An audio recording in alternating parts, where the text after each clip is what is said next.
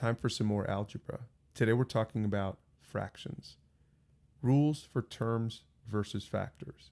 A term means it has a plus in it. A factor means it has a times in it. And it's important to understand the difference because there are different rules depending on if there's a plus or a times. So 3 plus 2 over 3, those are terms on top. 3 times 2 over 3, those are factors on top. Now here's your key word. For factors, you can cancel. For terms, you have to separate. Keep that in mind. Memorize this picture. Let me explain what I mean by this. Let's first start with the factor because it's the easier one. You can cancel factors if they're the same on top and bottom. So a 3 on top and a 3 on bottom cancels and you end up with just 2. Now let's take a look at how you do it with a term. You have to separate the 2 terms up top. So you have 3 over 3 and you also have to put 2 over 3. Since 3 over 3 is 1, your answer is 1 and 2/3. That's how you write it. Notice that the right side, the canceling side, that's the easy button. That's the easiest type of fraction to do. So let's give you some examples.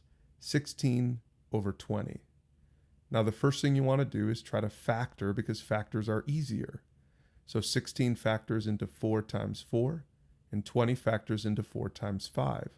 So you can cancel factors and you're left with 4 over 5. Easy. Here's a second one. 23 over 20.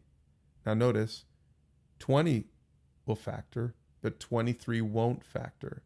So up on top, you can break it into 20 plus 3, and now you can separate because you have terms 20 over 20 plus 3 over 20, and 20 over 20, of course, is just simply 1. So your answer is 1 and 3/20.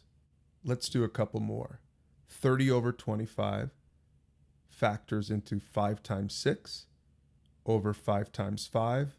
Because those are factors, you can cancel the 5s and your answer is 6 over 5. But notice, 6 can break down into 5 plus 1 over 5, and now you have a term up top. So you can separate those into 5 over 5 plus 1 over 5, which is the same thing as 1 and 1/5. Let's do one more. 3xyz over xz.